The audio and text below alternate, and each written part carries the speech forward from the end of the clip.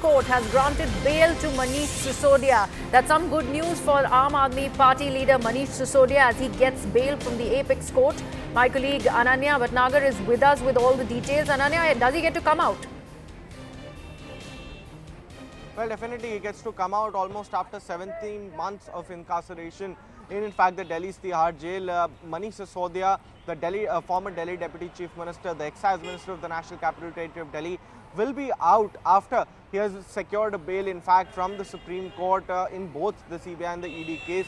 And very clearly, this is a big relief that is coming in to the Aam Aadmi Party leader. In fact, the Supreme Court, while, accepting his plea for, in fact, bail in this particular case, has given, in fact, certain directives to the trial courts and the high courts, clearly reminding them that, the bail is the rule and, in fact, jail is, in fact, an exception. And that's exactly why, there have been various findings that have been given out by, in fact, the Supreme Court bench headed by Justice B.R. Gawai, very clearly, granting bail to Manish Sisodia in this particular case. And this is a big relief coming in for, in fact, the Aam Aadmi Party as well, because one of their senior leaders would come out finally. Yes. Because remember that both Arvind Kejriwal and Manish Sisodia were inside the jail, and now today Manish Sisodia will be out in the open after almost 17 months of incarceration. Remember that he was arrested in 2023 with regards to, in fact, the Delhi excise policy scam case, and had not been granted bail since then.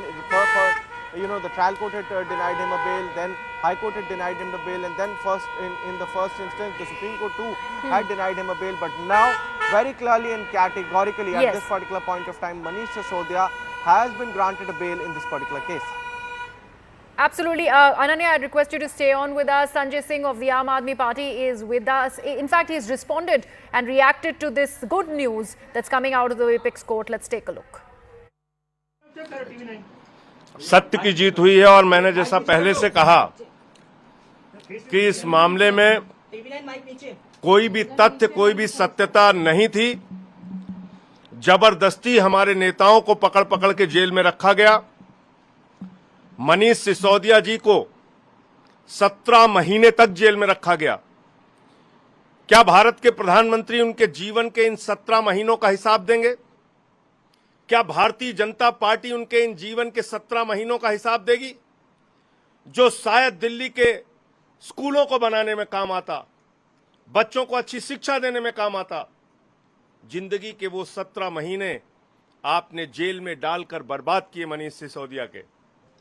माननीय सर्वोच्च न्यायालय का हृदय से आभार है, sir झुका के नमन है कि लंबे इंतजार के बाद न्याय मिला, एक फैसला आम आदमी पार्टी के पक्ष में, मनीष सिसोदिया जी के पक्ष में, और एक एक कार्यकर्ता इस फैसले से उत्साहित है।